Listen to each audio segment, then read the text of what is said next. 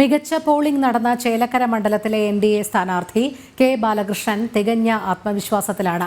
ശുഭപ്രതീക്ഷയിലാണ് BJP എന്നും കഴിഞ്ഞ ഒരു മാസക്കാലത്തോളം തെരഞ്ഞെടുപ്പ് പ്രവർത്തനങ്ങളിൽ ഏർപ്പെട്ട എല്ലാ പ്രവർത്തകരോടും നന്ദി അറിയിക്കുന്നതായും ബാലകൃഷ്ണൻ ജനം TVയോട് പറഞ്ഞു. ചേലക്കര നിയോജക മണ്ഡലത്തിലെ തെരഞ്ഞെടുപ്പ് പോളിംഗ് പൂർത്തിയായിരിക്കുകയാണ്. എന്തായാലും നമ്മളോടുകൂടെ ഇപ്പോൾ ചേരുന്നത് മണ്ഡലത്തിലെ NDA സ്ഥാനാർത്ഥിയായിട്ടുള്ള കെ ബാലകൃഷ്ണനാണ്. കഴിഞ്ഞ ഒരു മാസത്തെ മഴയും മഞ്ഞും വെയിലും കൊണ്ടിട്ടൊരു പ്രവർത്തനങ്ങളാണ്, അങ്ങനെ അത് അവസാനിച്ചിരിക്കുകയാണ്. എന്ത് തോന്നുന്നുണ്ട് ഇപ്പോൾ? സംഘടനയുടെ പ്രവർത്തകർ മുഴുവനും വളരെ ആവേശത്തിൽ വലിയൊരു ആത്മാർത്ഥമായിട്ടുള്ള പ്രവർത്തനമാണ് കാഴ്ചവെച്ചത്. അതിൻ്റെ അടിസ്ഥാനത്തിൽ ഇത്തവണ പോളിംഗ് ശതമാനം വരെ കൂടിയിട്ടുണ്ട്. അത് BJPക്ക് വളരെ അനുകൂലമാണ്. വലിയ ശുഭപ്രതീക്ഷയിലാണ് ഞങ്ങൾ ഇരിക്കുന്നത്. ഇപ്പോൾ 10,000-ലധികം പുതിയ വോട്ടർമാർ ഈ മണ്ഡലത്തിലുണ്ട്.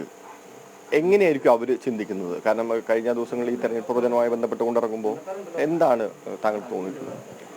ഇവിടുത്തെ യുവാക്കളെ സംബന്ധിച്ചിടത്തോളം നമ്മൾ തന്നെ 6,500ഓളം വോട്ട് പുതിയതായി ചേർത്തിട്ടുണ്ട്. അവരെ സംബന്ധിച്ചിടത്തോളം പുതിയ തലമുറയ്ക്ക് ഇവിടെ ഒരു മാറ്റം അനിവാര്യമാണ്.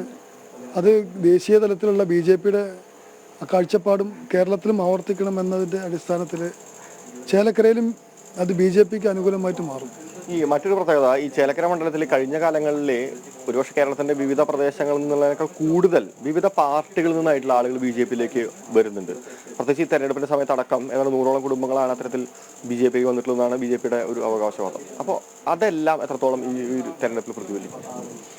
BJPയെ സംബന്ധിച്ചിടത്തോളം ഈ മെമ്പർഷിപ്പ് ക്യാമ്പയിനുമായി ബന്ധപ്പെട്ട് ഒട്ടനവധി ആളുകൾ, ന്യൂനപക്ഷങ്ങൾ ഉൾപ്പെടെയുള്ള ഒട്ടനവധി ആളുകൾ പാർട്ടിയോടൊപ്പം ചേരാനും പ്രവർത്തിക്കാൻ തയ്യാറായിട്ടുണ്ട്.